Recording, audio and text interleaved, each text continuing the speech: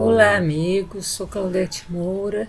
Estamos estudando o Livro dos Espíritos, ainda no livro segundo, que tem como título No Mundo dos Espíritos. E hoje nós vamos ver semelhanças físicas e morais. Na questão 207, Kardec pergunta: os pais frequentemente transmitem a seus filhos uma semelhança física. Transmitiriam também semelhança moral? Então Kardec quer saber, como a gente sabe, sempre os pais transmitem semelhança física. A gente olha filhos que são parecidos com os pais, filhas que são parecidas com as mães, né? Mas ele está perguntando assim: e a semelhança moral? Os pais transmitem também? Os espíritos respondem que não, visto que possuem almas ou espíritos diferentes. O corpo procede do corpo, mas o espírito não procede do espírito. Entre os descendentes das raças, só há a consanguinidade. Então, os pais transmitem aos filhos a semelhança física, como a gente vê claramente, mas as semelhanças morais não. Por quê? Porque são almas diferentes, são almas ou espíritos diferentes, né? E como os espíritos estão falando, e que Jesus também falou, que o corpo procede do corpo, mas o espírito, ele não procede do espírito. O espírito não se divide para gerar um outro espírito, né? Então, o que há? Somente a consanguinidade. Mas Kardec ainda continua perguntando: de onde provêm as semelhanças morais que existem por vezes entre pais e filhos? Tá bom, já ficou claro que os pais não transmitem a semelhança moral, né? Mas então Kardec fala: e de onde provém essas semelhanças morais que às vezes a gente vê entre pais e filhos? E os espíritos respondem que são espíritos simpáticos que se atraem pela similitude de suas tendências. Então, não é que o pai está transmitindo, né? Está transmitindo esta semelhança moral, mas é que são espíritos simpáticos que se atraem. Por quê? Porque têm as mesmas tendências, têm os mesmos gostos. Então, é por isso que às vezes a gente vê também os filhos com uma semelhança moral aos pais, mas não são eles que transmitem. Isso já é proveniente mesmo do espírito. E Richard Simonetti, no seu livro Quem Tem Medo dos Espíritos, faz um comentário a respeito dessa questão sobre a hereditariedade moral. E ele fala assim: vários provérbios ressaltam a ideia de que os filhos reproduzem os defeitos e as qualidades dos pais. Provérbios que nós temos aí: tal pai, tal filho. Filho de peixe, peixinho é. Quem sai aos seus não degenera. Filhos de gatos, ratos mata. Filho de burro pode ser lindo, mas um dia dá coice. Então são ditados que a gente vê aqui, provérbios populares, né, que mostram, que procuram ressaltar essa ideia que os filhos vão reproduzir os defeitos ou as qualidades dos pais. Bem, ele fala: depende do ângulo que observamos o assunto. Quanto à estrutura física, é notório que funciona a hereditariedade, como já nos disseram os espíritos. Filha de pais obesos dificilmente será manequim. Filho de pais magérrimos terá poucas chances de ser um lutador de sumô. Então, é assim, fisicamente, né, recebem essas estruturas. Há também certo peso hereditário determinando o quociente de inteligência. Pais de QI elevado guardam melhores chances de gerar filhos inteligentes. Isso demonstram algumas pesquisas. Aqui é preciso levar também em consideração o nível social. Indivíduos de QI elevado obtêm maior sucesso profissional, garantindo razoável estabilidade econômica e financeira. Consequentemente, seus filhos serão bem nutridos, terão melhores escolas, cuidados médicos adequados, vida mais saudável, opções numerosas de esporte, de lazer, e tudo isso favorece o desenvolvimento intelectual. Imperioso recordar sempre, no estudo da reencarnação, que o espírito subordina-se às possibilidades do corpo que lhe serve às experiências humanas. Como um corredor de Fórmula 1 está sujeito às potencialidades da sua máquina. Um gênio da espiritualidade terá imensas dificuldades em mobilizar seu potencial num corpo subnutrido desde a gestação. Então, o corpo vai influenciar, mesmo que o espírito tenha muita capacidade. Isto é claramente demonstrado nas experiências com a adoção. Filho de favelados humildes, paupérrimos, é adotado por família rica, ainda recém-nascido. Recebe desde logo o que há de melhor em nutrição e cuidados médicos. O confronto deste bebê na idade adulta com um irmão que permaneceu na favela revelará sensível diferença em favor do primeiro, daquele que recebeu os cuidados. O mesmo não se pode dizer quanto à moral. Agora nós vamos entrar nessa moralidade. Não herdamos a bondade ou a maldade, o altruísmo ou o egoísmo, o vício ou a virtude de nossos pais. Esses valores não estão impressos nos genes, nem se condicionam à estrutura ou desenvolvimento do corpo físico. Constituem patrimônio do espírito. Há, sem dúvida, também aqui a influência do meio. A criança é sensível aos exemplos que recebe, ao pressionamento do ambiente em que vive, mas é uma influência relativa, mesmo porque a evolução moral opera-se de dentro para fora, a partir da disposição íntima do indivíduo em lutar contra as suas imperfeições e deficiências.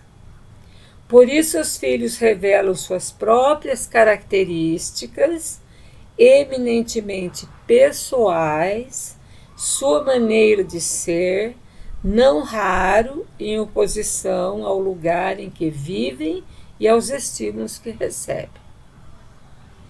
A melhor demonstração disso está no próprio lar. Numa família de 5 filhos, por exemplo, com os mesmos pais, o mesmo ambiente, os mesmos cuidados, sob as mesmas condições, são todos diferentes entre si, como os dedos da mão. Então, eles são criados todos da mesma maneira. Mas como tudo isso que nós falamos, que faz parte da moralidade, vem de dentro, vem do espírito, então cada um vai revelar da maneira como, né, ele é. Há um carinhoso, outro que é muito agressivo. Há o que não gosta de mentir, outro que se destaca por ser amigo do engodo. Há o fascinado por sons estridentes, outro que prefere música suave. Diferenças que existem. Criados na mesma família, nas mesmas condições. Há o ávido por aventuras amorosas e o outro extremamente comedido no relacionamento afetivo. Entre pais e filhos, a mesma antítese. Um exemplo que nós temos marcante, que Richard Simonetti cita aqui no seu livro, é Marco Aurélio e Cômodo. Marco Aurélio foi o mais virtuoso e sábio dos imperadores romanos, imortalizado por seu amor à filosofia e às letras. Ele era uma pessoa bondosa, intelectualizada, né? E o filho dele, ele teria passado anônimo pela história se ele não for o lamentável destaque para a sua crueldade e devassidão. Completamente diferente do pai. Então aí, a moral, portanto, é carteira de identidade do espírito e não do corpo, dando-nos conta de que ele é filho de si mesmo, de seus patrimônios íntimos, de suas experiências pretéritas, revelando-nos o estágio de evolução em que se encontra.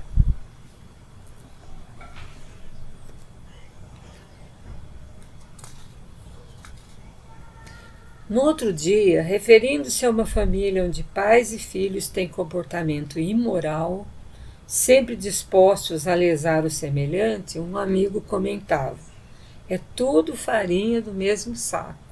É um ditado que a gente usa, né?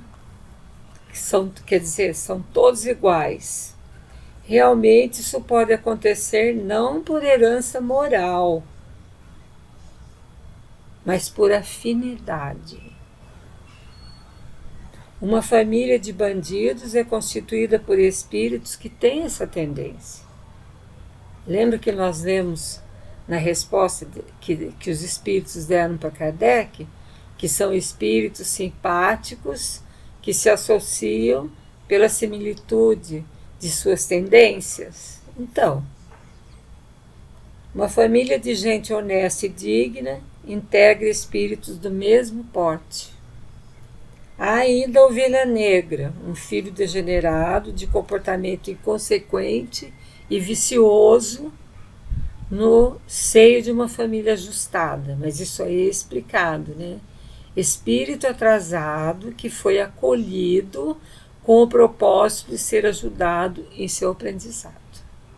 É possível, numa família onde todos são honestos, dignos, acontece um que vem completamente diferente do resto, mas é que aquele espírito precisa dessa educação, precisa ser acolhido para o seu aprendizado, para a sua evolução.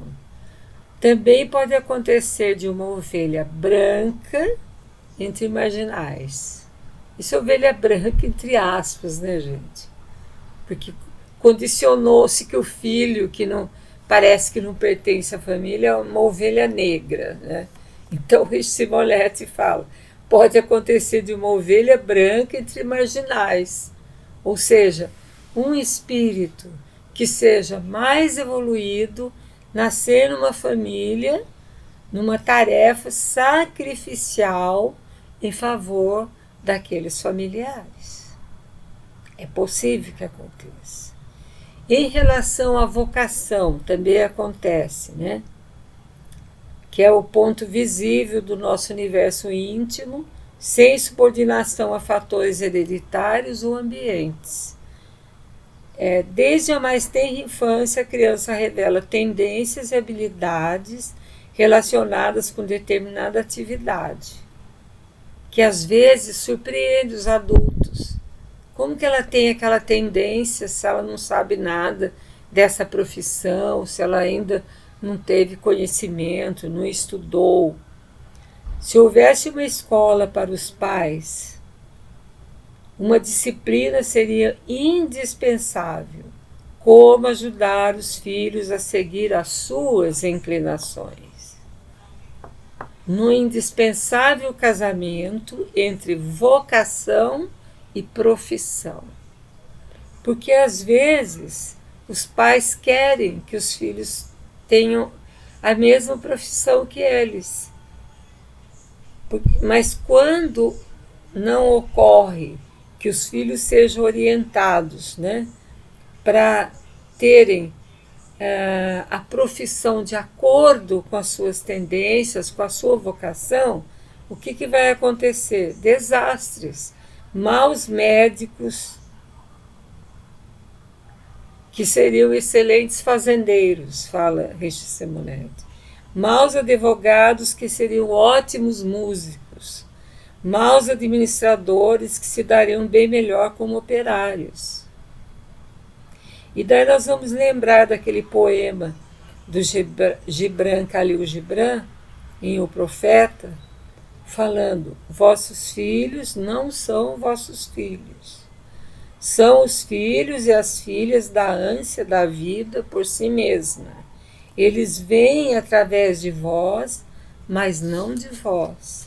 E embora vivam convosco, não vos pertencem.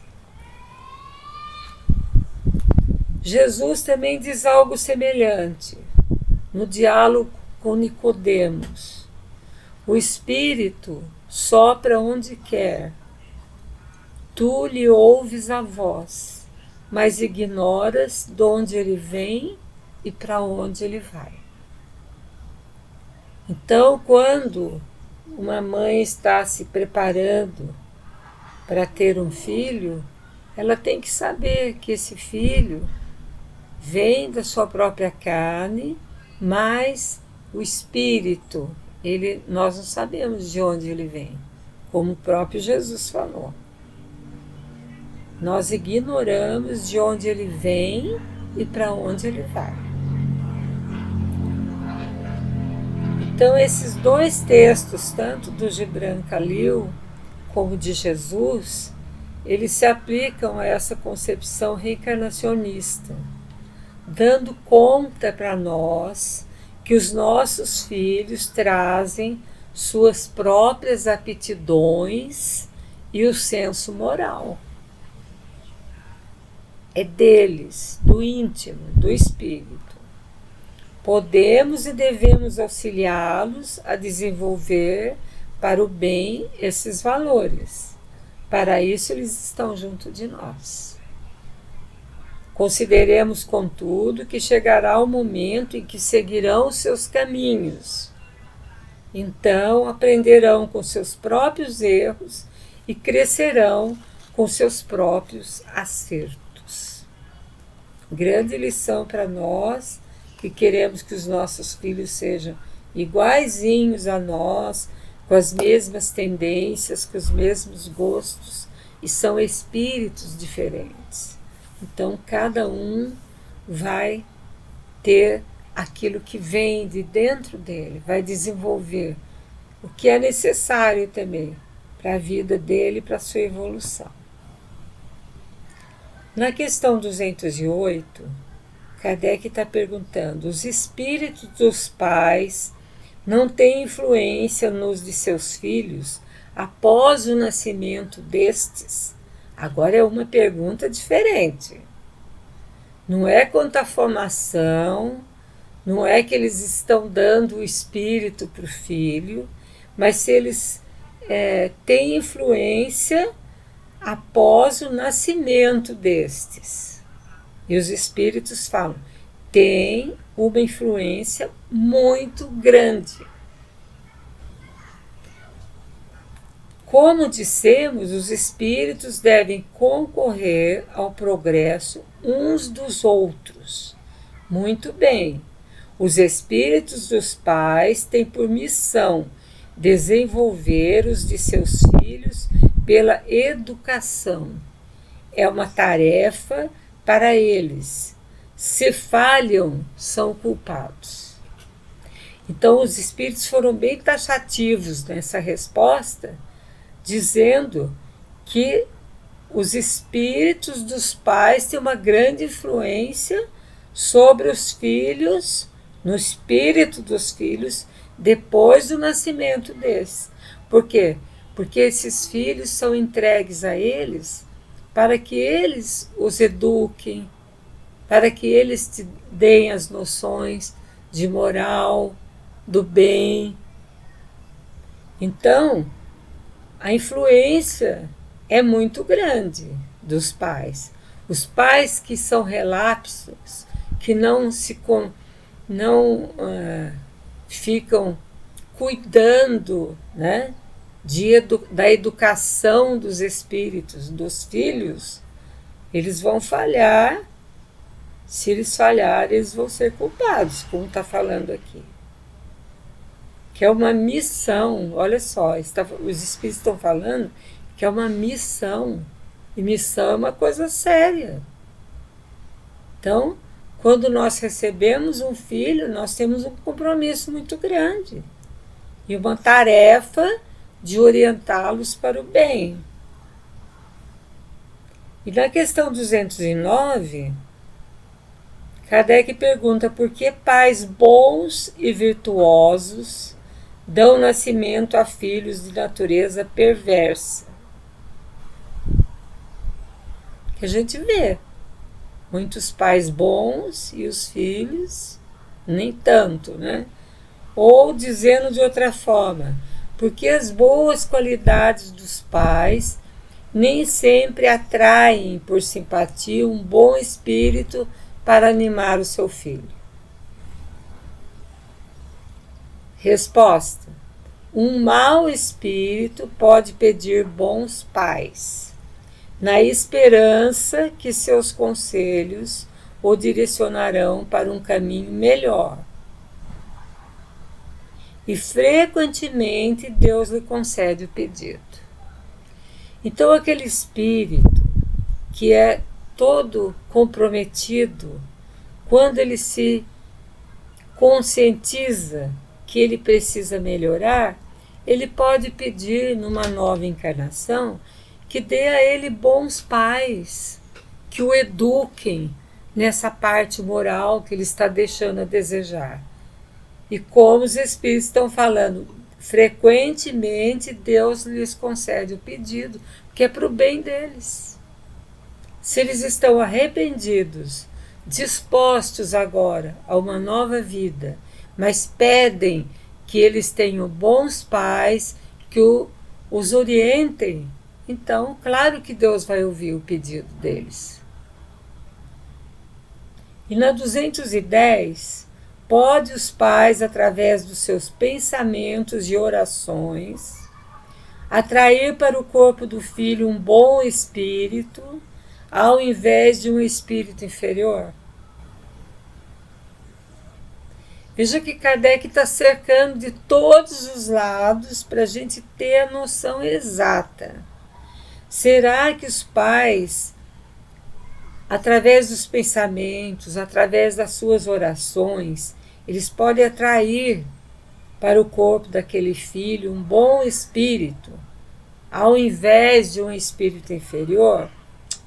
Os espíritos falam que não, mas podem melhorar aquele espírito inferior.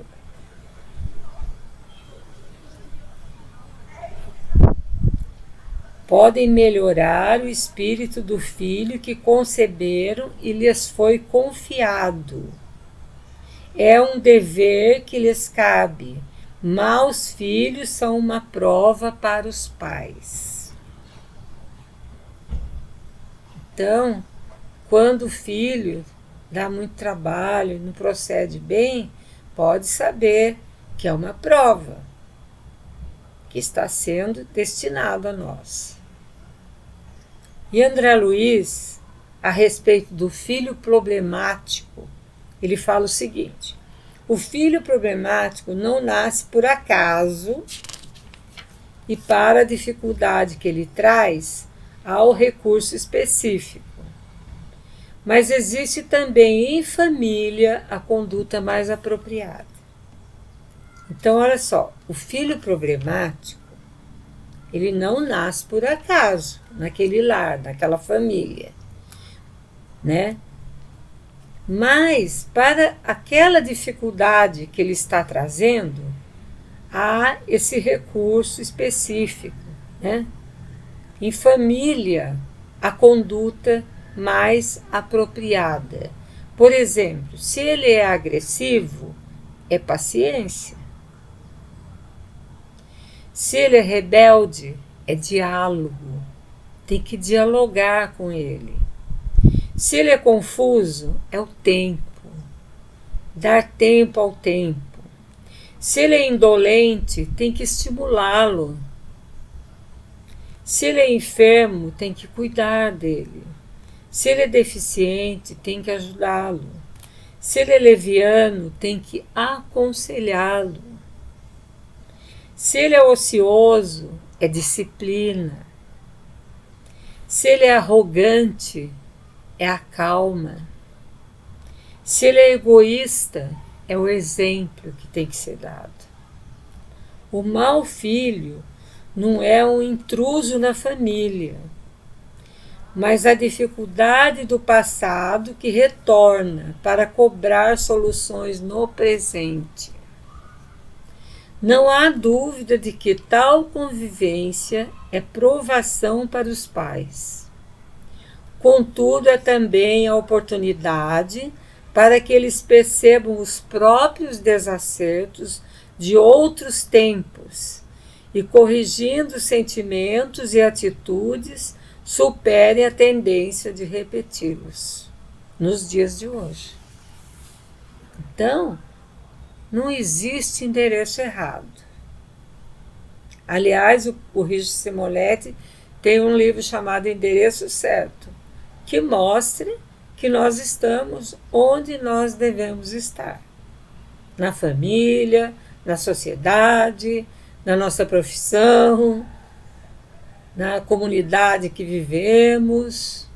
É onde nós necessitamos estar, né? Então, não existe endereço errado para nós. Na questão 211, de onde vem a similitude do caráter que existe muitas vezes entre dois irmãos, sobretudo nos gêmeos?